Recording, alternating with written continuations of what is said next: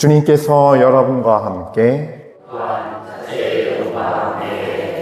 마테오가 전한 거룩한 복음입니다. 주님 영광 받으소서. 그때 예수님께서 제자들에게 이런 비유를 들어 말씀하셨다. 하늘나라는 자기 포도밭에서 일할 일꾼들을 사려고 이른 아침에 집을 나선 밭 임자와 같다. 그는 일꾼들과 하루 한 데나리온으로 합의하고 그들을 자기 포도밭으로 보냈다. 그가 또 9시쯤에 나가보니 다른 이들이 하는 일 없이 장터에 서 있었다.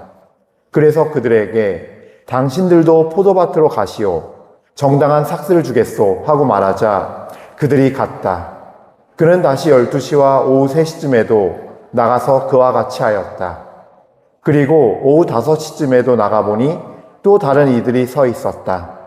그래서 그들에게 당신들은 왜 온종일 하는 일 없이 여기 서 있소 하고 물으니 그들이 아무도 우리를 사지 않았기 때문입니다 하고 대답하였다. 그러자 그는 당신들도 포도밭으로 가시오 하고 말하였다. 저녁 때가 되자 포도밭 주인은 자기 관리인에게 말하였다. 일꾼들을 불러 맨 나중에 온 이들부터 시작하여 맨 먼저 온 이들에게까지 품삯을 내주시오. 그리하여 오후 5시쯤부터 일한 이들이 와서 한 데나리온씩 받았다. 그래서 맨 먼저 온 이들은 차례가 되자 자기들은 더 받으려니 생각하였는데 그들도 한 데나리온씩만 받았다. 그것을 받아들고 그들은 밭 임자에게 투덜거리면서 맨 나중에 온 저자들은 1시간만 일했는데도 떼약볕 아래에서 온종일 고생한 우리와 똑같이 대우하시는군요 하고 말하였다. 그러자 그는 그들 가운데 한 사람에게 말하였다. 친구여, 내가 당신에게 불의를 저지르는 것이 아니오. 당신은 나와 한 데나리온으로 합의하지 않았소. 당신 품삯이나 받아서 돌아가시오. 나는 맨 나중에 온 이 사람에게도 당신에게처럼 품삯을 주고 싶소. 내 것을 가지고 내가 하고 싶은 대로 할 수 없다는 말이오? 아니면 내가 후하다고 해서 시기하는 것이오. 이처럼 꼴찌가 첫째 되고 첫째가 꼴찌 될 것이다. 주님의 말씀입니다. 참 예수님, 인간의 의로움을 뛰어넘어서 공의로움으로 또 사람이 측량할 수 없는 지혜로 이 세상을 다스리시고 이끄시고 천국의 구원의 열매, 그 구원의 은혜를 주신 우리 주님께 참이와 감사를 드립시다. 오늘 우리 주님께서 영광 받으시길 빕니다. 아멘. 예, 오늘 복음 말씀은 마테오복음 20장 1절부터 16절 이 포도밭 주인의 이야기를 듣고 있는데요. 여러분 이 비유가 굉장히 어려울 거예요. 근데 이 비유를 좀 이해하기 쉬우려면요. 우리는 어제 복음과 그저께 복음 봐야 돼요. 성경을 잘 묵상하는 방법 중에 하나가 장절 넘어가는 것도 중요하고 또 어떤 그 문행간을 파악하는 거를 또 중요한데 그것만큼이나 중요한 게 뭐냐면요. 또 하나의 팁은 장소의 이동이에요. 19장, 오늘 복음 19장 15절 보면요. 어린이를 축복하신 다음에 이렇게 끝나요. 그리고 그들에게 손을 얹어주시고 나서 그곳을 떠나셨다. 그래서 어린이를 축복하신 얘기에서 19장에서 한 편의 이야기가 끝나고 16절부터 어떤 이야기가 이어지느냐? 바로 부자 청년의 이야기가 이어져요.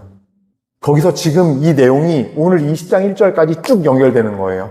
19장 16절부터 20장 오늘 이 복음 20장 16절까지 마테오복음 내용이요. 한 자리에서 이루어진 내용이라는 거예요. 네. 그 앞에 어떤 게 있었냐? 베드로가 나서서 얘기해요. 주님, 저희들은 다 지금 12명은 다 버리고 당신 따랐는데 우리가 뭘 받겠습니까? 라고 물어봐요. 예. 그게 어디 나오느냐? 마테오복음에 제가 찾아보겠습니다. 예. 19장 27절부터 나오죠. 따름과 보상이란 제목으로. 근데 예수님께서 이렇게 말씀하세요. 내가 진실로 너에게 말한다. 사람의 아들이 영광스러운 자리 옥자에 앉게 되면, 새 세상이 오면 나를 따른 너희도 12옥자에 앉아 12지파를 심판할 것이다. 그리고 내 이름 때문에 집이나 형제나 자매, 아버지나 어머니, 자녀나 토지를 버린 사람은 모두 100배로 받을 것이며 영원한 생명도 받을 것이다. 근데 이 이야기가 이렇게 끝나지 않아요.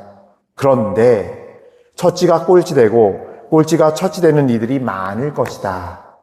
그리고 오늘 복음도 이렇게 끝나요. 이처럼 꼴찌가 처치가 되고 처치가 꼴찌될 것이다. 베드로가 저희는 무엇을 받겠습니까? 보시다시피 다 버리고 따랐는데, 오늘 복음에서 20장 11절이죠. 그것을 받아들고 그들은 받임자에게 투덜거리면서 맨 나중에 온 저자들은 1시간만 일했는데도 떼학볕 아래서 온종일 고생한 우리와 똑같이 대우하시는군요. 공통점이 없는 것 같지만 존재해요. 베드로 사도에게도 12제자에게도 계속 지금 처치가 꼴찌되고 꼴찌가 처치가 되는 사람이 많을 거야 라고 얘기하는 게 뭐냐면요, 말씀하시는 게, 베드로 사도는 지금 내가 이만큼 당신 앞에 내어드리고 따랐으니 내가 그 대가로 뭘 받겠냐는 거예요. 나처럼 이만큼 했으면 뭐 있어야 되는 거 아닙니까? 예수님께서 이 비유로 덧붙여주는 거예요. 지금 보충 설명하는 거예요. 야, 아침에 온 사람이나 오후 5시에 와서 일한 사람이나 세상 눈에는 이 사람이 1시간이라고 먼저 온 사람은 하루 종일 일했으니까 더 많이 받아야 할 것 같지만, 한 데나리온이라는 이 비유에서 이 하루 일은요, 사람들의 인생도, 시간적으로 사람들의 인생도 될 수 있고 일한 양도 될 수 있고 여러 가지가 있어요, 의미가. 근데 한 데나리온, 그 하루의 정당한 품삯은 곧 하루 전체를 놓고 봤을 때 구원이에요. 구원의 은혜예요. 예. 첫 번째로 그 구원의 은혜는 인간의 의로움으로 결정되는 것이 아니에요. 인간이 생각하는 규칙으로 결정되는 것이 아니에요. 지금 베드로와 같은 모습이, 오늘 베드로 사도의 이 모습이 어떤 모습이냐면요, 자기의 의를 가진 사람들의 대표적인 특징이에요. 내가 이만큼 기도했으니까, 내가 이만큼 미사 나오고 뭘 했으니까 구원이 있겠지, 뭐가 있겠지 라고 하면서 거기에 안정감을 두게 돼요. 거기에 따라서 내가 다른 사람과 비교를 하고 우월의식을 느끼면서 내가 첫째 자리에 올라가고자 하는 마음이 은근히 들어있어요. 내가 이만큼 했는데, 내가 이렇게 노력했는데, 주님 말씀대로. 이게 자기의의 가장 대표적인 특징이에요. 이거의 가장 대표적인 선두주자가 누구냐? 회개하기 전 바오로예요. 가말리엘의 제자였고, 바리사이 중에 바리사이였고, 본인이 그 자부심이 아주 가득했던 사람이에요. 필리피서에 그렇게 표현하잖아요. 자기 자신을 표현할 때 나는 바리사이 중에 바리사이라고. 세상의 기준을 봤을 때, 세상의 의로움의 기준을 봤을 때 나는 부족함이 하나도 없는 사람이었다고 말씀하시죠. 그래서 우리도 우리 자신을 첫 번째로 봐야 할 게, 내가 지금 어디에 안정감을 두고 있는가예요. 내가 미사 매일 나오고 이거 뭐 하고 있으니까 당연히 주님께서 날 축복해 주시겠지? 아니요. 그게 기준이 돼서 안 된다는 거예요. 기준은 오직 하느님을 사랑하는 마음과 믿음이어야 돼요. 그거 안 주셔도 돼요, 예수님. 저 당신이 가는 곳이면 어딘지 따라갈래요. 왜냐고요? 저 예수님 사랑하니까요. 저 당신 믿으니까요. 그거 안 해주셔도 돼요. 당신 가는 곳이면 어딘지 갈게요.